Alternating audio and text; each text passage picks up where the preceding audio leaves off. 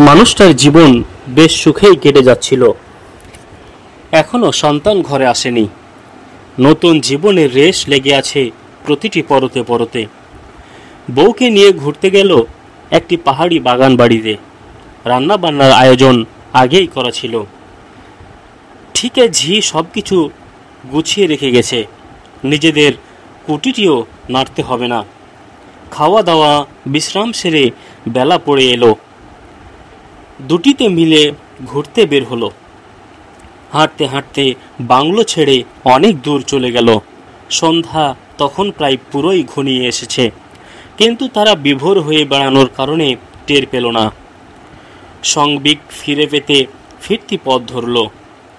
নিবাসের কাছাকাছি আসার পর স্বামীর পায়ের নিচে নরম কিছুর অস্তিত্ব অনুভব করল। কিছু বুঝে ওঠার আগেই একটা সাপ পায়ে তীব্র বেগে ছোবল হানল।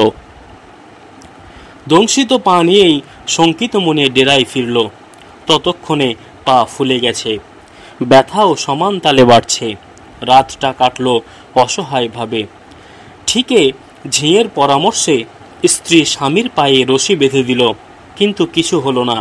পায়ে তেল মালিশ করা হলো।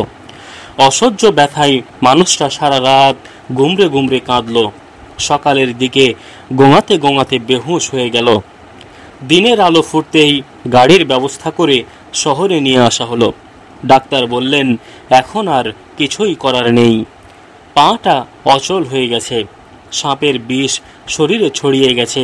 আস্তে আস্তে অন্য জায়গাতেও প্রকোপ দেখা দেবে। ডাক্তার কথা হুব হুব ফলে গেল। একে একে দুই পা আর একটি হাত অবশ হয়ে গেল। কথায়ও জড়তা দেখা দিল।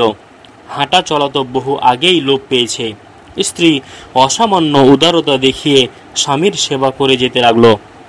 ধরাধরি করেই সব কিছু করাতে হয়। একদিন বাড়িতে এলো পাশের বাড়ির এক মহিলা। স্বামীর অবস্থা দেখে সান্ত্বনা দিয়ে বলল, এভাবেই বাকি জীবন কাটিয়ে দেবে? তো কি করব? অন্য কোথাও নতুন করে শুরু করতে পারো।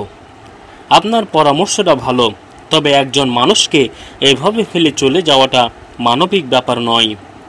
এটাও ঠিক, মানুষটাকে জীবিত বলা যায় না, যাকে নিয়ে অন্তত ভবিষ্যতের স্বপ্ন দেখতে পারি। আবার মৃতও নয়, নতুন কিছু করতে পারি। তারপরেও আমি হতাশ নই, আল্লাহর রহমতের আশা করি। দুজনে ঘরের বাইরে আলাপ করলেও কথার টুকরা আওয়াজ স্বামীর কানে আসছিল। তারা ভেবেছিল স্বামী ঘুমিয়ে আছে, তাই কথার আওয়াজ নিচু করার প্রয়োজন বোধ করেনি। আলাপচারিতা শোনার পর স্বামীর মনে উথাল পাথাল অবস্থা শুরু হলো। মনটা ভীষণ খারাপ হয়ে গেল। আল্লাহর কাছে এতদিন হরদমি দোয়া করে এসেছে, আজ আবেগের আতিশয্যে আরও বেশি কায়মনোবাক্যে দোয়া নিমগ্ন হলো শুয়ে শুয়েই। মনের সীমাহীন অস্থিরতার কথা স্ত্রীকে টের পেতে দিল না। একটানা দোয়া করেই গেল। তার বেশি কষ্ট ছিল স্ত্রীর জন্য। মানুষটা সত্যি সত্যি তার জন্য অবিশ্বাস্য ত্যাগ করে চলেছে। অল্প কটা দিনের পরিচয়ে এভাবে ভালোবাসা দেখানোর কথা নয়।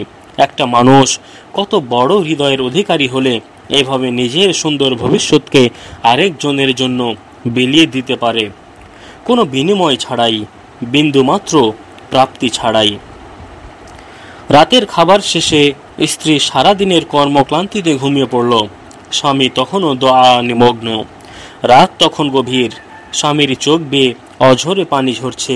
দুই ঠোঁট বিড়বিড় করে দোয়া বাক্য উচ্চারণ করে যাচ্ছে। শেষ রাতের দিকে চোখ জুড়ে ঘুম নেমে এলো। ফজরের আজান শুনে অন্য দিনের মতো স্ত্রী ঘুম থেকে উঠল। উঁচু করে নামাজ পড়ে স্বামীকেও জাগালো, ধরে ধরে বসালো। স্ত্রীর কাছে আজ কেমন যেন অন্যরকম লাগছে।